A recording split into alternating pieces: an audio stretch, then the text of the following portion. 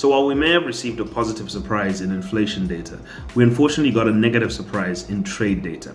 The trade surplus for the month of September 2022 came in underneath $100 million for the first time in over 1.5 years, and we're seeing the lowest trade surplus of $69 million.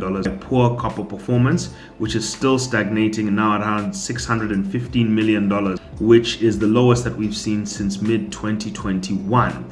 At the same time, we saw imports jump up by 19% thanks to a stronger currency and specifically a stronger kwacha versus the rand. Which actually gave a lot of fuel for a lot of inputs, specifically consumer goods imports, which grew by 42%. Also, you had raw materials up to $142 million, which was a record level for raw materials inputs.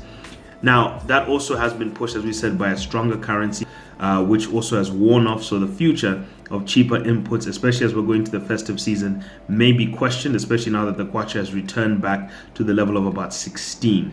We'll probably see October figures are still being a bit strong for imports, but we'll probably won't see the same for November and December because it looks like a lot of people played their import hand very early.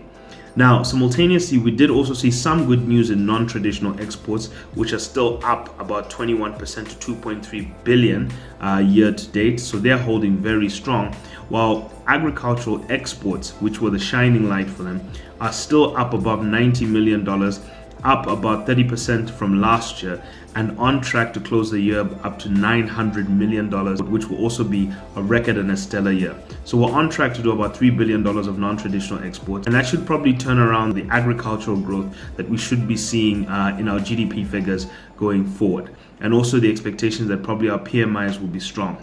Now, what does this mean? Well, the year-end trade surplus, we'll probably see it somewhere subdued between 2 to 2.4 billion. We will see non-traditional exports doing quite well, and we'll probably see consumer goods imports probably slow down because of weakness of the kwacha and the strength of the dollar that started to come back into play. All in all, we do see a strong beginning to the year in terms of trade, but it does look like we're losing a lot of momentum. And if you don't know, now you know.